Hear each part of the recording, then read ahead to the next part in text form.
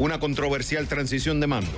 Aumentan los casos de coronavirus y más amenazas de cierre de la economía. ¿Qué efecto pueden tener en la primera economía del mundo? Lo averiguamos.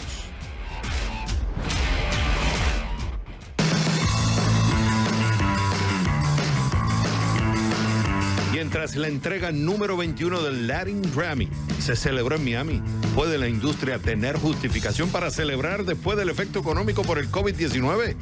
Lo discutimos.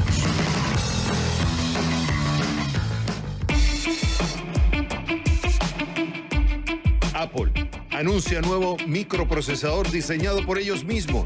Pregunto, ¿es una señal clara del divorcio entre Apple e Intel? Lo analizamos.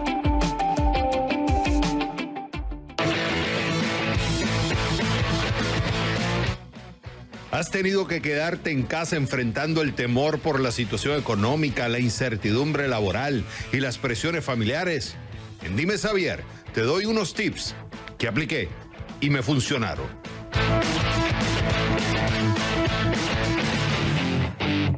Desde la Ciudad del Sol, Miami, comienza el único programa que vive la economía.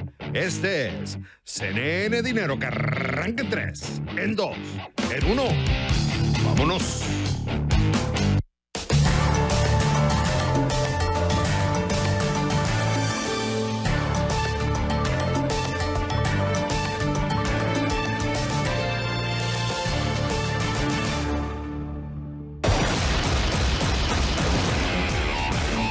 Una controversial transición de mando.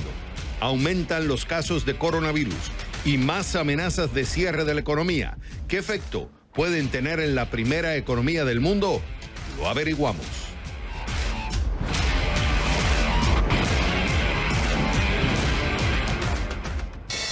José Antonio, son 3 eventos. Yo sé que hay muchos eventos que están sucediendo en la economía, que presentan oportunidades, presentan amenazas, hay riesgos. Pero me quiero concentrar en estos 3 de forma inmediata que están concentrando la atención de mucha gente. En el caso de esta controvertida transición que hago, esta transición que está generando mucho furor, mucho enfrentamiento político, legal, ¿hay algún ejemplo histórico? Porque he visto 2. Está el de 1876 y está el de Gore versus Bush en el 2000. ¿Podemos de ahí, de la historia, darnos un lineamiento o alguna idea que nos enseñe qué efectos económicos puede tener estos eventos? Sencillamente, como tú dices, cualquier tipo de incertidumbre es mala para la economía, y en este caso la incertidumbre de primer nivel es muy mala para la economía, ¿no? Y primero hay que distinguir efectos de corto plazo y efectos de largo plazo, ¿no? O sea, en el corto plazo, esta batalla que está dando Trump para no conceder la derrota, pues está haciendo daño a la economía en el corto plazo por lo que digo, genera incertidumbre sobre cuánto de suave va a ser la transición, cuándo va a poder tener el equipo de Biden, cuándo van a poder tomar las riendas del gobierno y empezar a hacer las reformas. Luego a largo plazo también genera otro tipo de incertidumbres, ¿no? Hay un estudio que salió hace poco que une el retraso, como bien decías, de que Bush tomara posesión del cargo en la elección entre Bush y Gore en el año 2000. Ese retraso creó que el equipo de seguridad nacional de Bush no tuviera toda la información necesaria, y eso facilitó los atentados del 11 de septiembre, ¿no? La idea es que si el equipo de Bush hubiera tenido acceso a la mayoría de la documentación meses antes, hubieran podido estar más preparados contra los atentados, ¿no? Y esto es obviamente motivo de seguridad nacional de primera instancia, pero todo otro tipo de reformas, obviamente el presidente entrante necesita cuanto antes tener acceso a la información, acceso a los fondos, para poder empezar a tener las nuevas políticas. Entonces, efectivamente, estamos viendo todos los días efectos de corto plazo, de incertidumbre, pero probablemente en los próximos años también veamos efectos a largo plazo, ¿no? De cómo este tipo de políticas nuevas que se querían implementar se han tenido que retrasar y se han implementado de manera imperfecta. Tienes eso por un lado. Tienes el caso del aumento de los casos de coronavirus y más amenazas de cierre de la economía. ¿Cómo tú unes estos otros, o sea, ese evento de la controversia sobre la transición, con estos otros 2 eventos importantes del coronavirus, y cómo formas una ecuación para decir qué efecto puede tener en la economía a corto plazo? Bueno, el coronavirus, como decía, tiene efectos inmediatos a corto plazo, ¿no? Hay un montón de actividades, las aerolíneas, los cines, los restaurantes, sobre todo a comer allí, tiene un efecto muy, muy importante a corto plazo. En circunstancias normales, lo que se está haciendo en otros países, en Europa, es utilizar las políticas de estímulo, ¿no? Que aquí tuvimos una al principio, después no se pusieron de acuerdo y ahora estamos lo mismo esperando que se confirme el presidente para que se pueda firmar una política de programa de estímulo, que es muy importante, ¿no? Esto se añade a una cosa que es importante, que es la moratoria para los desalojos de gente que no puede pagar la renta. Se ha ido dejando y se acaba ahora a finales de diciembre otra vez. Pero muchos de esos casos, estamos hablando de cientos de miles de familias, los procesos judiciales han seguido.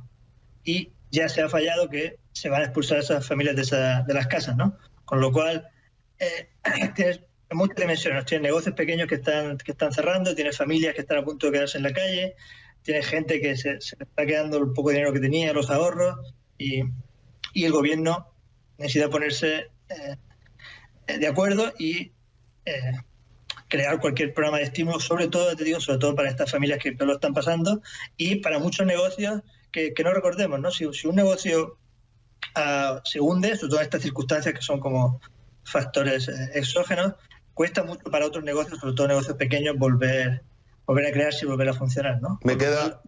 José Antonio, me queda un minuto. ¿Cómo ves entonces en este contexto del incremento de los casos de coronavirus? Estamos viendo el caso de que no se ha resuelto de las personas que han vivido en las casas con esta, digamos, esta ayuda temporal que le dieron, el debate de traer un paquete de estímulos. ¿Cómo ves entonces de hacer un cierre de la economía nuevamente? Bueno, es un mal necesario, ¿no? Los casos de coronavirus están subiendo en Estados Unidos muchísimo. Si ves los tipos de restricciones que están poniendo los estados, que son, el estado tiene más de 10 casos por 100.000 habitantes, una tasa de positividad de más del 10%, prácticamente casi todos los estados, excepto algunos así como Vermont, que están más aislados, ya están, digamos, en la parte crítica. Y ya prácticamente hay muchas restricciones para moverse de estado a estado, ¿no? El problema que hemos tenido mucho es el pensar que esto se iba a ir por sí solo, que podemos esperar la vacuna, pero yo creo que si no hay que cerrar la economía ahora, probablemente haya que hacerlo dentro de un mes, dentro de 2 meses, cuando las cosas estén aún peor. Entonces creo que por muy doloroso que sea, y siempre debería ir acompañado de un estímulo económico, sí que deberíamos... Es probable que haya un cierre de la economía, aunque sea parcial, para que bajen los casos y entonces poder volver a abrir, ¿no? Porque lo que no se puede funcionar cuando está el virus todavía fuera y retrasar lo inevitable. Cuando regresemos a CNN Dinero, ¿quién se lleva la medalla de oro y de cartón de la semana? Eso, al volver a The Number One, CNN Dinero. Después de 20 meses en tierra, la Administración Federal de Aviación de Estados Unidos emitió una orden para que el avión 737 MAX de Boeing vuelva a transportar pasajeros. Fue a partir de 2 accidentes fatales en los que murieron 346 personas que se prohibió la operación del 737 MAX en marzo del 2019. El veto, las compensaciones a clientes y los pedidos cancelados o perdidos del avión, entre otros gastos, le costaron a Boeing más de $20,000 millones, lo que le convierte en uno de los errores más costosos jamás cometidos por una empresa. Lista que encabeza BP con el desastre petrolero en el Golfo de México en el 2010. El desastre ambiental le costó a BP $68,000 millones. Le sigue Volkswagen, que perdió $38,000 millones por el escándalo al ocultar las emisiones contaminantes de algunos de sus vehículos. ¿Quién gana esta semana? Tesla. ¿Por qué? Pasa al exclusivo club del índice Standard & Poor's 500. Tesla reunió los requisitos necesarios para unirse al índice que representa cerca del 80% del mercado accionario de los Estados Unidos. La capitalización de mercado de Tesla se estima en $387,000 millones. Es altamente líquida y tiene al menos el 50% de sus acciones a disposición del público. Además, tiene sede en Estados Unidos y las ganancias de sus últimos trimestres fueron positivas. Formará parte del Standard & Poor's 500 a partir del 21 de diciembre. En octubre, la fabricante reportó una ganancia de 874 millones de dólares en el tercer trimestre, la mayor hasta la fecha, lo que aumentó sus ingresos un 156% con respecto al año anterior. Como resultado del anuncio, las acciones de Tesla subieron más de un 10%, según Refinitiv. Cierto, la incorporación plantea también desafíos sin precedentes para el índice por el tamaño de Tesla, pero porque pasará a formar parte del exclusivo club, Tesla se lleva esta semana la medalla de oro de CNN Dinero. ¿Y quién pierde esta semana? La economía global. ¿Por qué? Sigue viéndose afectada por la incertidumbre que genera el COVID-19. ¿Qué pasó? El multimillonario japonés Masayoshi Son dijo que su empresa SoftBank vendió miles de millones de dólares en activos y que está acumulando efectivo porque cree que hay que prepararse para el peor escenario en los próximos 2 o 3 meses. Agregó que la pandemia del COVID-19 seguirá causando estragos en algunas empresas a corto plazo y que su efecto podría ser tan letal para muchas industrias relacionadas con ellas como lo fue el colapso de Lehman Brothers durante la crisis hipotecaria del 2008. Es cierto que los casos de COVID-19 han ido en aumento. Además, hay temores latentes geopolíticos. El exsecretario de Estado de Estados Unidos, Henry Kissinger, dijo en una entrevista con Bloomberg que Estados Unidos debe restablecer acciones cooperativas con China porque si no, el mundo podría verse arrastrado a una catástrofe comparable con la Primera Guerra Mundial. Ahora, es cierto también que el asunto de la acumulación de efectivo también puede tratarse de especulación y que hayan otras razones que desconocemos para ella. Además, hay varios laboratorios que están anunciando pruebas positivas sobre la vacuna. Pero porque el COVID-19 le sigue causando incertidumbre, esta semana la economía global se lleva la medalla de cartón de CNN Dinero. Cuando regresemos a CNN Dinero, mientras la entrega número 21 del Latin Grammy se celebró en Miami, ¿puede la industria tener justificación para celebrar después del efecto económico por el COVID-19? La discusión al volver a The Number One, CNN Dinero. La fortuna del fundador de Tesla, Elon Musk, sigue creciendo. Después de superar a Mark Zuckerberg y convertirse en la tercera persona más rica del mundo, según el índice de multimillonarios de Bloomberg. Elon Musk ahora entra a las grandes ligas en Wall Street. Y es que Tesla se une al índice Standard & Poor's 500 a partir del 21 de diciembre, de acuerdo con el anuncio que hizo S&P Global el lunes. Tesla, que ahora supera a Toyota, Disney y Coca-Cola en su valoración, tiene una capitalización de mercado de casi 387 mil millones de dólares. El primer lugar en la lista de multimillonarios de Bloomberg lo ocupa Jeff Bezos y le sigue Bill Gates. En cuarto lugar, después de Elon Musk, está Mark Zuckerberg y en el quinto, Bernard Arnold.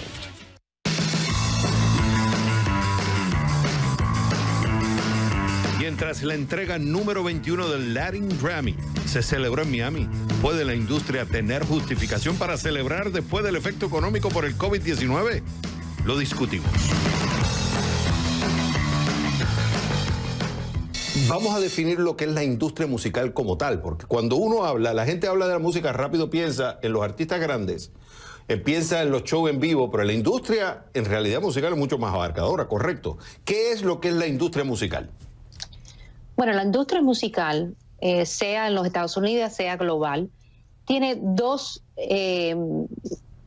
vías, ¿no? Tenemos la música en vivo, pero lo que la gente muchas veces se olvida es la música de grabación, que tiene otra vida por completo, con producción, con gerente, en estudios, la oportunidad para músicos grabar su música, sea en su casa, sea en un estudio.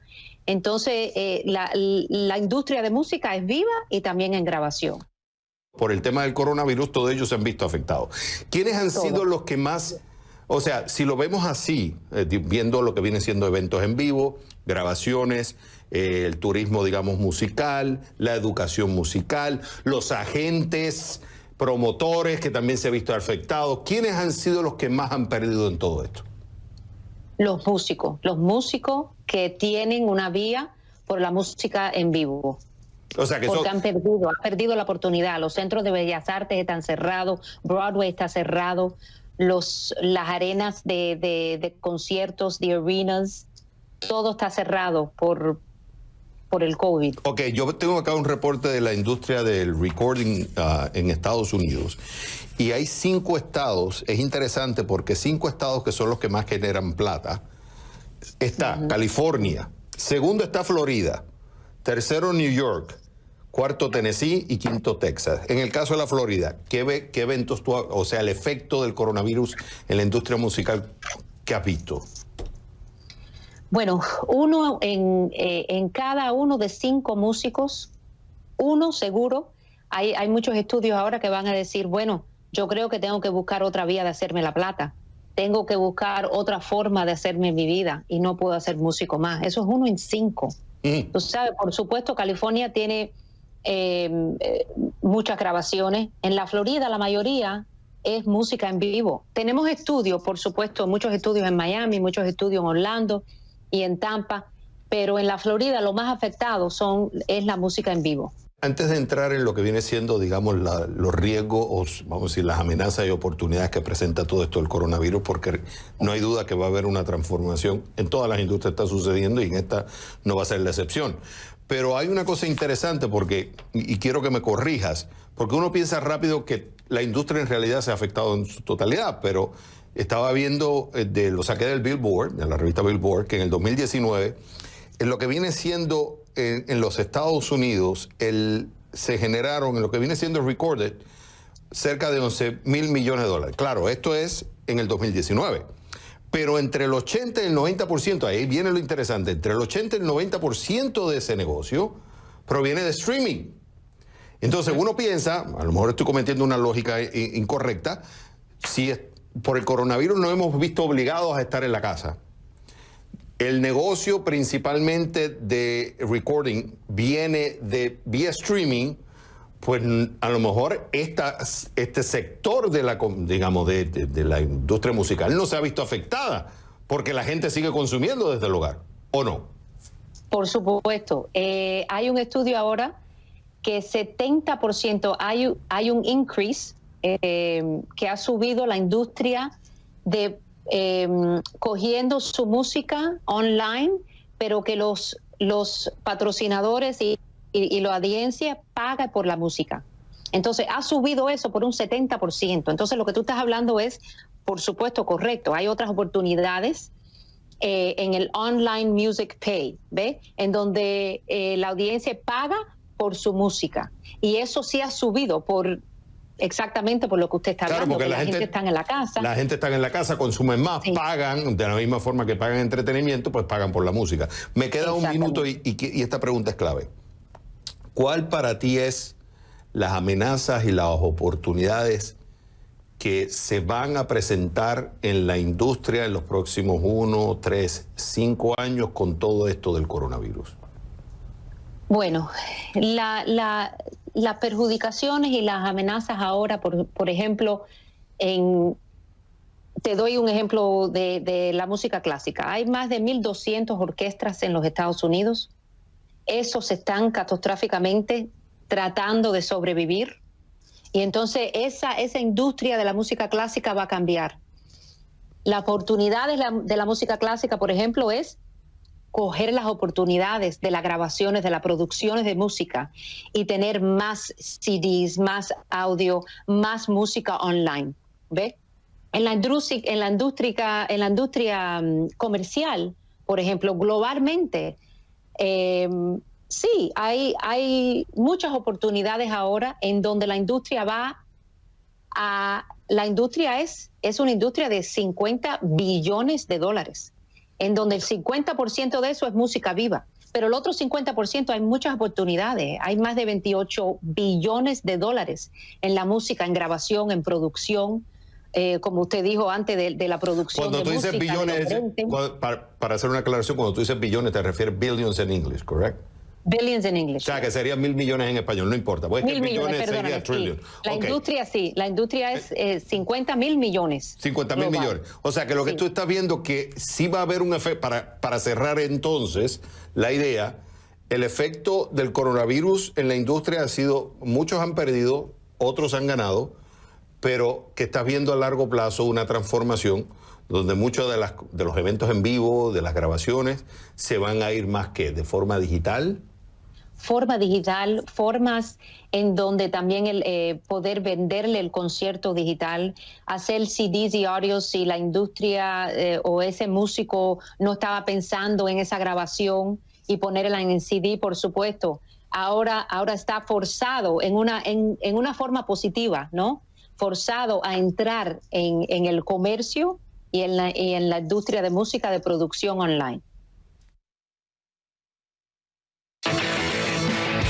Cuando regresemos a CNN Dinero, ¿has tenido que quedarte en casa enfrentando el temor por la situación económica, la incertidumbre laboral y las presiones familiares? En Dime Xavier, te doy unos tips que apliqué y me funcionaron. Eso, al volver a The Number One, CNN Dinero. El fundador de Amazon anunció que donará cerca de $800 millones a 16 organizaciones que trabajan para proteger el medio ambiente. Las subvenciones son parte de Bezos Earth Fund. El multimillonario prometió invertir $10.000 millones para apoyar a científicos, activistas y organizaciones que combaten el cambio climático. La lista completa de beneficiarios es una combinación de ONGs de renombre, laboratorios, grupos de reforestación y justicia climática. Destacan Climate Works Foundation, Energy Foundation, Rocky Mountain Institute, The Solution Project y el Fondo Mundial para la Naturaleza, el WWF, entre otras. La noticia de las subvenciones llega también a un año de que Amazon anunciara The Climate Pledge, que es el compromiso de la compañía de funcionar en su totalidad con energía renovable para el 2025. Me despidieron y el cheque no llega. Ay, Dios mío, le dije a mi media naranja que ahorráramos. Y mira dónde estamos parados. Tengo una rabia porque no tengo dinero. Es una película que escucho repetidamente. Hay mucho estrés. Y en gran parte es porque el dinero no está llegando como debería. Recientemente la revista médica The Lancet hizo una revisión del impacto psicológico de la cuarentena y encontró síntomas de estrés post-traumático, confusión y enojo. Estos efectos podrían tener larga duración. Es que no solo los trabajadores esenciales de esta pandemia, como los médicos, pies de enfermeros, distribuidores de mercancía, policías y otros, se enfrentan a un estrés creciente. Quienes se han tenido que quedar en casa o recién ahora vuelven al mercado laboral, se enfrentan no solo al temor por su situación económica, en algunos casos extrema, sino también en la incertidumbre laboral y otras presiones familiares. En español simple, hay mucho estrés. Hay tensión en el hogar por el coronavirus y porque mucha gente no estaba preparada económicamente para enfrentar una crisis. Quise traer este tema porque hace muchos años tuve que enfrentar una seria crisis y no tenía los recursos para enfrentarla. El estrés lo tenía por las nubes. Y si no aprendí a controlarlo, a canalizarlo de forma productiva, me estaba acabando mi propia tumba. Ahí me di cuenta que el enojo descontrolado me lleva a hacer cosas estúpidas, a desenfocarme, a decir cosas erradas, a tomar decisiones erradas. Y al final estaba afectando mi economía personal. El estrés se aumentaba porque, lógico, menos plata, el enojo te iba creando más estrés y se va creando una espiral negativa que al final lo que vas creando es más caos que solución. Por eso es que hay que controlar el estrés. La economía personal y la estabilidad emocional van de la mano. El enojo lleva a gastar innecesariamente, lleva a botar dinero, regalándoselo a otro. Quiero que veas lo que saqué de la Clínica Mayo. Lo apliqué y me ayudó. Número 1, piensa antes de hablar. Tómate unos momentos antes de reaccionar para pensar en lo que vas a decir, ya que puedes decir algo de lo que te arrepientas más tarde. La razón no puede seguir a los gritos, pero sí puede seguir a la persuasión. Número 2, exprésate y escucha. Significa hablar y escuchar para que te entiendan y entiendas. Una vez que te calmes, expresa la razón de tu enojo, sin tratar de controlar al otro o herir sus sentimientos. Capta señales no verbales, habla sobre las intenciones antes de tomar medidas, identifica, discute, luego trabaja para resolver conflictos. ¿Cómo? Compartiendo información y sentimientos libremente. Utiliza la terminología adecuada. Admite las equivocaciones propias también. Número 3, ejercita la mente y el cuerpo. Tenemos que hacer una autoevaluación y mantener la salud tanto física como mental. Está probado que la actividad física puede ayudar a reducir el estrés. También evalúa tus propias fortalezas y debilidades y sé abierto sobre ellas. Tu influencia en los demás. Aprende de los errores, identifica las tendencias personales y tu influencia en el éxito o fracaso, tanto tuyo como del grupo. Número 4, tómate un tiempo libre. Yes, tómate un break o breves descansos durante el día. Esto puede ayudarte a estar mejor preparado para enfrentar las dificultades sin irritarte o enojarte. Número 5, piensa en las soluciones. En vez de quedarte pensando en el problema o en tu enojo, identifica cuáles podrían ser las posibles soluciones. Coopera y trabaja en equipo con un objetivo determinado. Número 6, intenta no hacer críticas ad hominem. Cuando se trata de convivencia, suele caerse en la tendencia de criticar o culpar a la persona y no al hecho. Enfócate en el hecho y no en la persona. Esto te ayudará a evitar enfrentamientos y discusiones nada productivas, al contrario, destructivas. Número 7, no guardes rencor. Esto es importante, porque el perdón es una herramienta poderosa. Si permites que la ira y otros sentimientos negativos desplacen a los sentimientos positivos, es posible que quedes atrapado en tu propia amargura. Pero si puedes perdonar a alguien que te enojó, es mejor, porque ambos podrían aprender de la situación y fortalecer su relación. Número 8, usa el sentido de humor. Yes, el sentido de humor puede ayudarte a liberar la tensión y ver lo que te causó enojo de una forma más realista. Claro, evita el sarcasmo, que puede herir o empeorar las cosas. Número 9, practica relajación. Cuando la ira estalle, practica ejercicios de respiración profunda. Así es el... funciona. Imagina una escena relajante o repite una palabra o frase tranquilizadora como déjame tomármelo con calma. Escucha música, escribe en un diario o haz algunas posturas de yoga, lo que sea, pero tómalo con calma. Y número 10, conoce cuando hay que buscar ayuda. Aunque controlar el enojo, la ira y el estrés es un desafío para todos, existen momentos en donde buscar ayuda es la única solución. Ese es el caso si la ira parece estar fuera de control. No hay mal que dure 100 años ni cuerpo que lo resista. O lo vences o te vence. Van a haber problemas que vas a poder evitar, otros los vas a poder controlar, otros los vas a poder transferir, pero hay otros que vas a tener que aceptarlo. Regla de vida. Mi gente, tomar el control de nuestras emociones no solo nos ayuda en momentos de estrés, sino también ayuda a nuestro bolsillo, ayuda a las relaciones familiares y el progreso de nuestras vidas. Cuando regresemos a CNN Dinero, Apple anuncia nuevo microprocesador diseñado por ellos mismos. Por eso pregunto, ¿es una señal clara del divorcio entre Apple e Intel? Eso, cuando regresemos a The Number One, CNN Dinero. Twitter anunció el lanzamiento de tweets que desaparecen después de 24 horas. Estas publicaciones, que se llaman Fleets, ofrecen un formato similar al de historias que se hizo popular con Snapchat en el 2013. Desde entonces, plataformas como Instagram, Facebook y YouTube también han lanzado sus propias versiones de publicaciones temporales. Los Fleets, a diferencia de una publicación normal en Twitter, no reciben retweets, ni me gusta, ni comentarios. Los usuarios solo pueden reaccionar o responder a estos por medio de un mensaje directo, similar a cómo funcionan en Instagram y Snapchat. La idea, dijo la empresa, es reducir la presión que mucha gente siente por acumular retweets y los me gusta. Twitter también buscará incluir funciones con audio. Apple anuncia nuevo microprocesador diseñado por ellos mismos. Pregunto, ¿es una señal clara del divorcio entre Apple e Intel?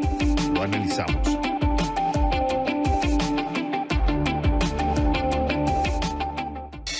Carlos Parra, ¿qué pasó con Apple e Intel? Esto fue un matrimonio que empezó en el 2005, pero ahora nos estamos enterando que se están divorciando.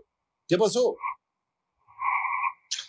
Javier, un gusto estar en tu programa. En realidad se podría calificar como divorcio en la medida en que van a dejar de trabajar juntos en unos productos claves de Apple, en las Macs. Pero esto hace parte de la estrategia de Apple desde que nació. Ellos siempre han querido controlar un sistema de extremo a extremo, desde principio a fin, desde el hardware hasta el software, hasta las aplicaciones, hasta la música. Y esto no debería ser sorpresa para nadie. Ellos quieren ser un ecosistema cerrado y este era un componente que les hacía falta. Obviamente hay unos productos de desempeño alto de Apple que todavía van a seguir utilizando microprocesadores de Intel, pero ya no en estos productos claves como el Mac Air o el Mac Pro, que son los que la gente más compra. Déjame poner un poco esto en contexto. En el 2005 se junta Intel y Apple para que el primero, o sea, Intel, produzca los microprocesadores para las Mac de Apple. O sea, esto no es para los teléfonos. Esto lo que pasó fue que Apple no estaba teniendo unos buenos microprocesadores para las computadoras. Ellos sí lo estaban haciendo para los teléfonos, pero no podían pasar esa rapidez a las computadoras y por eso se unen a Intel. Intel empieza a crearle los microprocesadores, pero ya en el 2015 empiezan a tener problemas. Entre el 2015 y el 2017 viene el famoso Skylake, le llaman el famoso drama Skylake, que incluso los consumidores estaban descubriendo que habían bugs. Ya en el 2019, 2020, mitad del 2020, empieza el rumor de que va a haber un divorcio en el caso de los microprocesadores, y ya entonces en junio 22 oficialmente Apple anuncia la creación de un microprocesador para empezar a implementarlo en sus propias computadoras, y ya en noviembre 10 oficialmente ellos anuncian. Yo te pregunto a ti, ¿quién gana más en todo esto? El consumidor, definitivamente, porque la intención de Apple es ofrecer un nuevo core producto, y ellos lo que están haciendo es pasando de una arquitectura, de la arquitectura que utiliza Intel, a una arquitectura ARM, que fue la compra que hicieron para desarrollar los procesadores para las Macs, en las que van a obtener 4 cosas principales. Primero, mejor desempeño en procesamiento de datos, que por ejemplo en el Mac Air va a ser 3.5 veces más rápido. Procesamiento de gráficos, que va a ser 5 veces más rápido. En términos de eficiencia, va a consumir menos energía, va a tener un tiempo de carga mucho más alto. Por ejemplo, vas a poder ver videos por 18 horas y vas a poder navegar en Internet por 15 horas en una sola carga.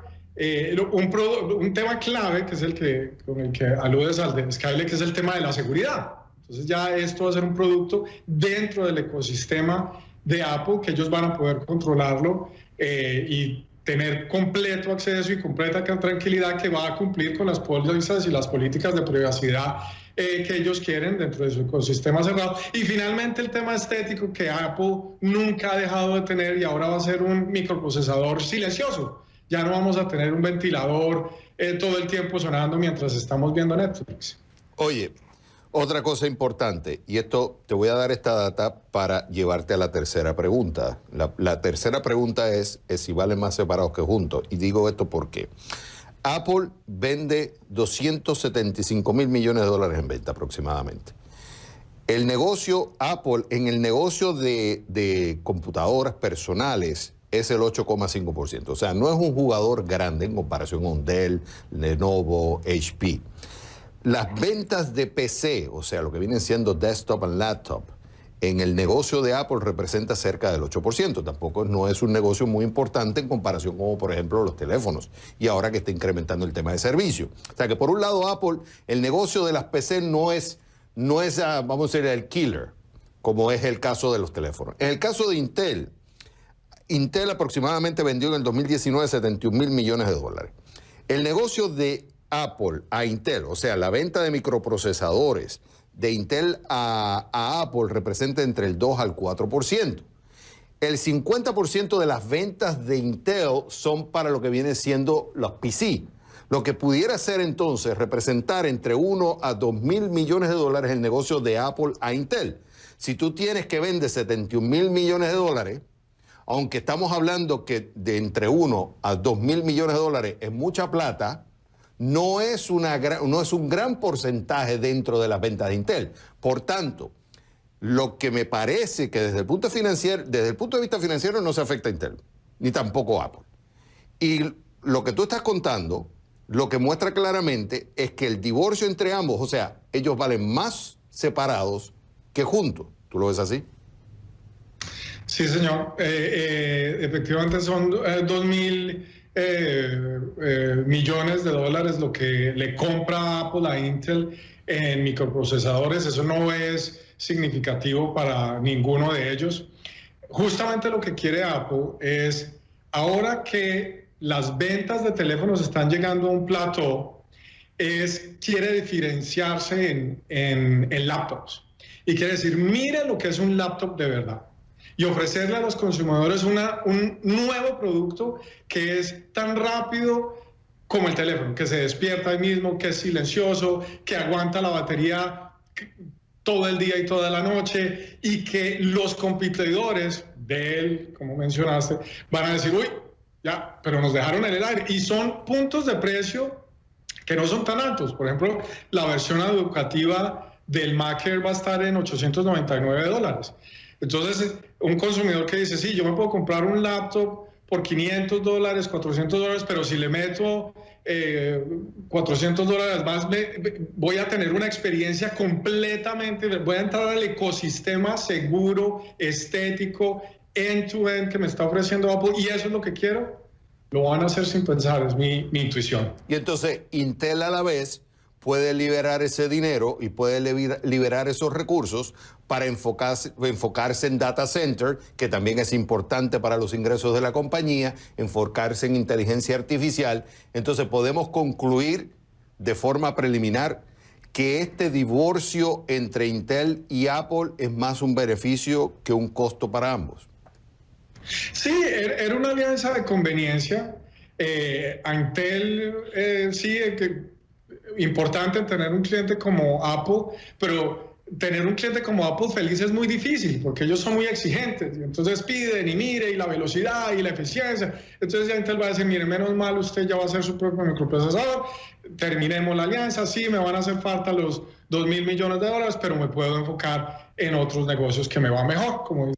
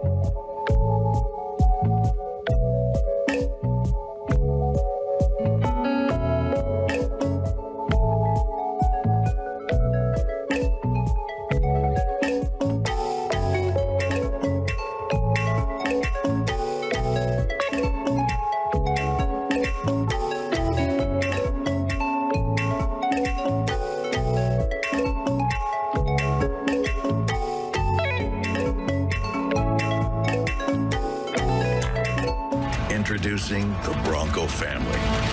Built with adventure in mind. Built wild with being able to get where you need to go. The kinds of adventures you want.